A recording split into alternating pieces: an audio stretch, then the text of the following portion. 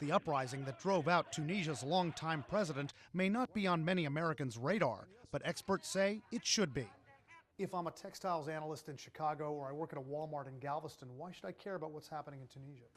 You might not care about what's happening in Tunisia per se, but you should care about what lesson it sends to the rest of the region, where there are many countries with which the United States has very close ties and which are very important to the U.S. in terms of the price of oil or the war against terrorism.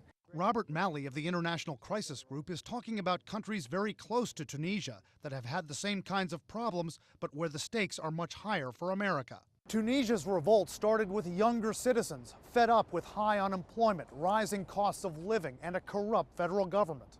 Similar problems are occurring in Egypt. There, like in Tunisia, a protester set himself on fire.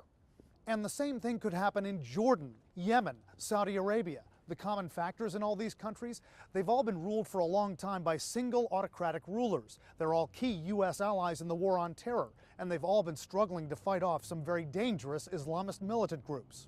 Here's something Americans can relate to. This tweet from Cairo. Today, Ben Ali. Tomorrow, Hosni Mubarak. Today, it's Tunisia's president. Tomorrow, could it be Egypt's? Egypt's regime isn't under as much pressure as Tunisia's was yet. The discontent is there, it's bubbling over continuously. It's not in our interest to try to keep this lid down artificially, because ultimately the explosion will be even worse later on than it would be in the short term. And revolutions in places like Egypt could lead to Islamic militants or other radicals taking power, or at least having more room to operate than they do now.